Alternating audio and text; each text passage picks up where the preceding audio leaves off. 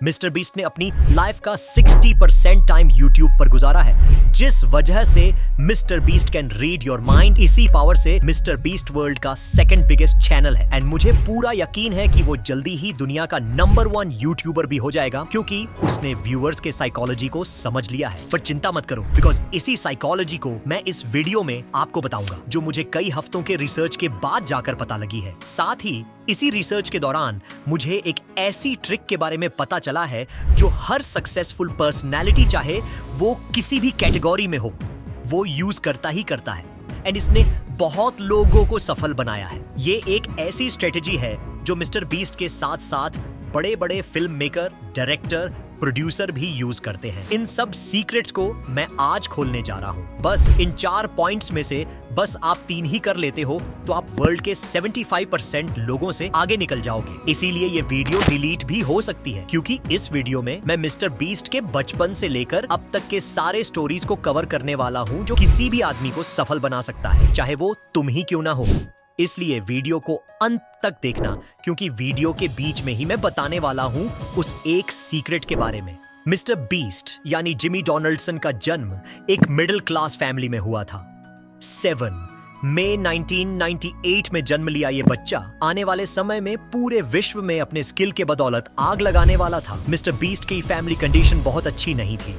परिवार की सिचुएशन इतनी खराब थी कि मिस्टर बीस्ट के डैड सू डोनाल्डसन के लाए हुए पैसों से मिस्टर बीस्ट का घर बहुत मुश्किलों से ही चल पाता, जिस वजह से मिस्टर बीस्ट को कई ऑड जॉब्स करने पड़े। इस बात से मैं तुम्हें बस ये बताना चाहता हूँ कि गरीब पैदा होना कोई गलत बात नहीं। मिस्टर बीस्ट भी एक ऐसे घर में पैदा हुआ था जहाँ पर सिचुएशन उतनी भी अच्छी नहीं थी। यहाँ तक कि मुझे ये भी पता चला कि कभी कभी तो मिस्टर बीस्ट अपने कपड़ों खिलौनों तक को बेच दिया करते थे just for some cash. Now here comes the most unique part of the video, जो लगभग हर क्रिएटर या फिर इंडिविजुअल किसी भी कैटेगरी में जाता है तो फेस करता ही है। इस चीज को मिस्टर बीस्ट ने भी फेस किया था एंड सच में मैंने एक पैटर्न नोटिस किया हर सफल आदमी और मिस्टर बीस्ट के डिसीजन में, जो कि आपको भी यूज करना चाहिए। मिस्टर बीस्ट जब काफी छोटे थे तब वो अपने फैमिली के साथ घूमने के लिए गए। ये ठंड का मौसम था, तो उस समय एक बर्ड स्ट्रगल कर रही थी फूड पाने के लिए। वहाँ पर और भी लोग थे, बट वो उस बर्ड की तरफ ध्यान भी नहीं दे रहे थे।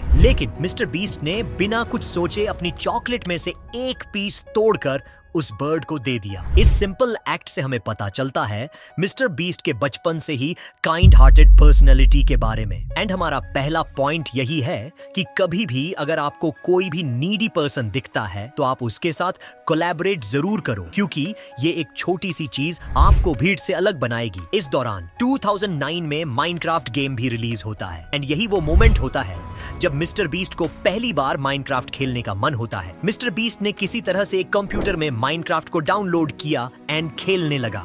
Fast forward to 2012, Mister Beast के मन में एक आइडिया आया कि क्यों ना वो यूट्यूब पर एक ऐसा चैनल बनाए जहां पर वो अपने माइनक्राफ्ट के स्किल्स को दिखा सके। एंड यहीं से शुरुआत होती है मिस्टर बीस्ट के यूट्यूब जर्नी की। मिस्टर बीस्ट चैनल का नेम पहले मिस्टर बीस्ट 6000 था। शुरुआत में मिस्टर बीस्ट के चैनल पर शायद ही कुछ व्यूज आते थे, बट व्यूज ना आने के बावजूद भी मिस्टर बीस्ट डिमोटिवेटेड नहीं होते थे। ऐसा क्यों? जब इसके पीछे का मैंने रीजन जानने की कोशिश की तो मुझे एक ऐसे फेमस कोट के बारे में पता चला जो सभी को पता चलना चाहिए, which is winning and losing are not in our hands, nor can we think that after doing the work we will be successful. But instead of thinking about success or failure, we just enjoy doing struggle. Then it won't matter to us whether we are winning or not. By the way, ये quote Hindu scripture Bhagavat Gita में दिया गया है, जिसे indirectly mister beast follow कर रहा था। Mister beast अपने व्यूज पर ध्यान देने के बजाय वो कंटेंट बनाने पर ध्यान देता था। ये सेम चीज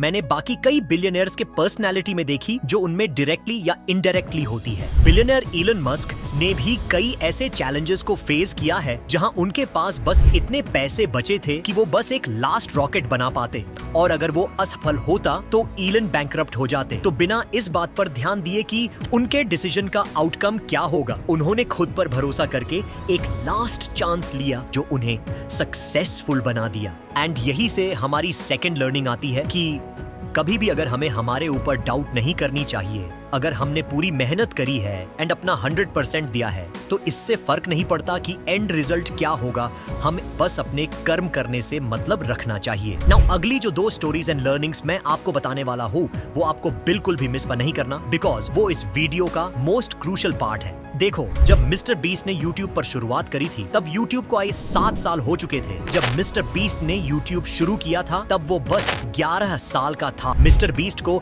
इस बात का तो काफी बड़ा एडवांटेज मिला कि उसने YouTube करना तब चालू कर दिया जब वो काफी छोटा था। कम उम्र में शुरू करने के वजह से मिस्टर बीस्ट को YouTube पर ज्यादा टाइम मिला अपने कंटेंट के साथ एक्सपेरिमेंट्स करने का। जैसे कि वो पहले सिर्फ माइनक्राफ्ट के वीडियोस डाला करते थे, बट बाद में मिस्टर बीस्ट ने अपने कंटेंट को चेंज करके चैलेंजिंग वीडियोस कर दिया। नाउ उस पॉइंट ऑफ टाइम पर मिस्टर बीस्ट के अलावा लिटरली कोई ऐसा कंटेंट नहीं बनाता था, and this was like a boom for mister beast channel, because इसी पॉइंट ऑफ टाइम पर मिस्टर बीस्ट ने काउंटिंग टू 1 लाख वाली वीडियो अपलोड करी जो बस 1 महीने में 10 मिलियन व्यूज ले आई। मिस्टर बीस्ट की चैलेंजिंग वीडियो ने उनके पास एक वाइडर एंड क्यूरियस ऑडियंस लाई। इसके बाद मिस्टर बीस्ट ने अपना कंटेंट स्विच कर लिया। चैलेंजिंग वीडियो पर जो आने वाले वक्त में उनको एक बड़ा यूट्यूबर बनाने वाली थी, बट सेकंड बेस्ट नहीं, क्योंकि मिस्टर बीस्ट को वर्ल्ड का सेकंड बेस्ट यूट्यूबर सिर्फ इसी ट्रिक ने ही बनाया है जो तुम्हें कोई नहीं बताता। बट उससे पहले लेट मी टेल यू कि मिस्टर बीस्ट का एक भाई भी था।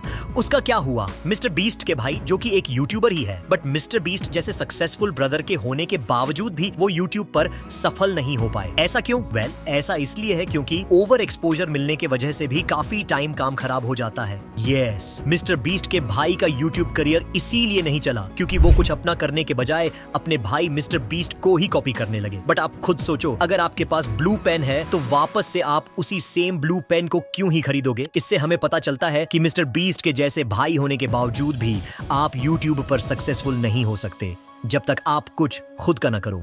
ऐसा भी नहीं है कि मिस्टर बीस्ट के लाइफ में टफ टाइम्स नहीं आते। अगर आपने यह वीडियो यहाँ तक देखी है तो आपको पता ही होगा कि मिस्टर बीस्ट अपने वीडियोस में बहुत ज्यादा डोनेट करते हैं या फिर कोई भी टास्क कंप्लीट करने पर पैसे देते हैं। क्या कभी आपने सोचा है कि मिस्टर बीस्ट के पैसे खत्म क्यों नहीं होते? I mean कि वो इतने पैसों को मैनेज कैसे करते हैं? So first let me tell you कि मिस्टर बीस्ट के चैनल के अलावा भी कई सोर्स ऑफ इनकम है जो मिस्टर बीस्ट को पैसे कमाकर देते रहते हैं, एंड बाकी का खर्चा स्पॉन्सर्स से निकल जाता है।